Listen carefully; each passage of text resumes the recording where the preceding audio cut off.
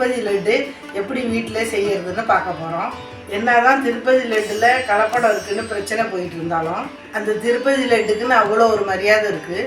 திருப்பதி லட்டு பிடிக்காதவங்க யாருமே இருக்க மாட்டாங்க, அந்த அளவுக்கு சூப்பராக இருக்கும். திருப்பதி லட்டில் இனிமேல் எந்த பிரச்சனையும் வராமல் இருக்கணும்னு நான் நினைக்கிறேன்.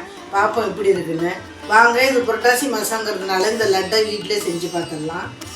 திருப்பதி லட்டு பண்ணுறதுக்கு 100 கிராம் அளவுக்கு கடல மாவு எடுத்துருக்குறேன். இந்த சின்ன கப் அளவுக்கு இருக்குது. இதில் 2 ஸ்பூன் அரிசி மாவு போட்டுக்கலாம்.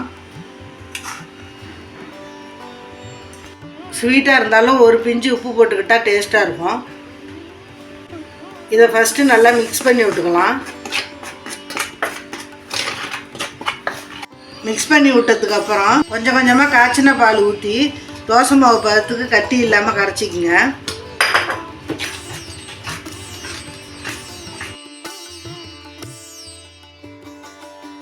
மாதிரி ஊற்றுற அளவுக்கு பால் ஊற்றி கரைச்சிக்கங்க. இப்போ பூந்தி பொரிக்கிறதுக்கு தேவையான நெய்யை ஹீட் பண்ணி வச்சுருக்கேன். இதில் ஃபஸ்ட்டு முந்திரி திராட்சையை போட்டு வறுத்து எடுத்துக்கலாம். அதுக்கு நான் 10 முந்திரியும் திராட்சையும் சேர்த்துக்கிறேன்.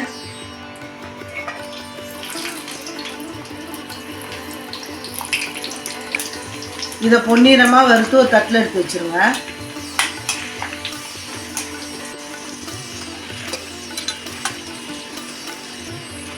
இப்போ இது மாதிரி புளி வடிகட்டுற ஃபில்டரு இல்லைன்னா சாரணி இருந்தால் எடுத்துக்கோங்க. இப்போ நம்ம கரைச்சி வச்சுருக்கிற பூந்தி மாவு இதில் ஊற்றி பூந்தி பொரிச்சு எடுத்துக்கலாம்.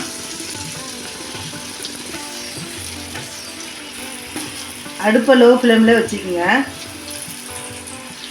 கோல்டன் கலர் வர வரைக்கும் ஃப்ரை பண்ணி எடுத்துக்கோங்க.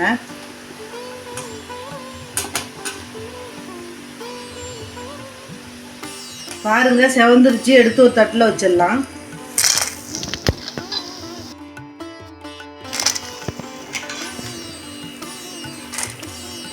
பாருங்க, பூந்தி பொரிச்சு எடுத்தாச்சு.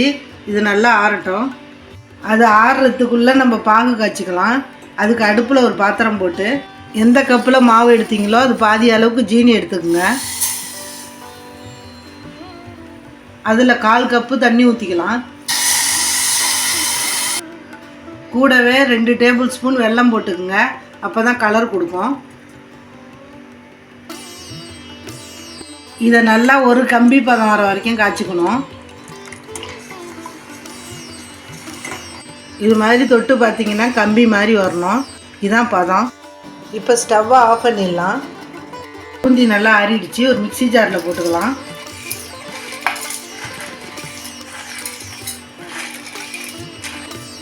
கூடவே 1 ஸ்பூன் சின்ன கல்கண்டு போட்டுக்கலாம். இதை மூடி போட்டு லைட்டாக ஒரு பல்ஸ் மட்டும் அரைச்சி எடுத்துகிட்டு வந்துடலாம். ரொம்ப மாவாக அரைச்சிடக்கூடாது, ஒரே ஒரு பல்ஸ் மட்டும்தான். பாருங்கள், இந்த மாதிரி பொடி பொடியாக தான் இருக்கணும். இப்போ இந்த பூந்தியை ஒரு மிக்சிங் பவுலில் போட்டுக்கணும். அடுத்தது நம்ம காய்ச்சி வச்சுருக்கிற பாகை இதில் ஊற்றிக்கலாம்.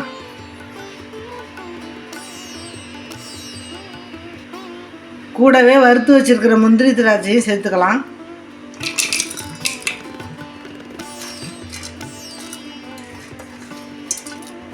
அரை ஸ்பூன் ஏலக்காய் பவுடர்.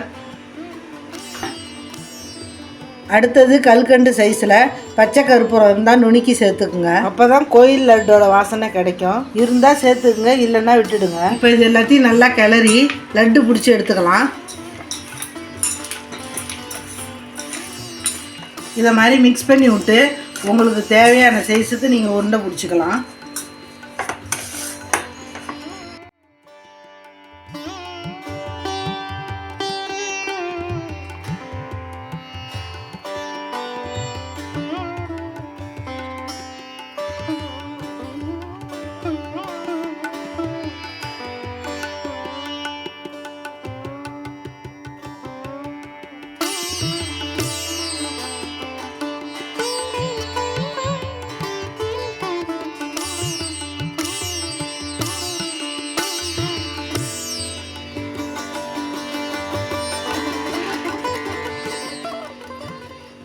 அவ்வளோதான், திருப்பதி லட்டு சூப்பராக ரெடி ஆகிடுச்சு.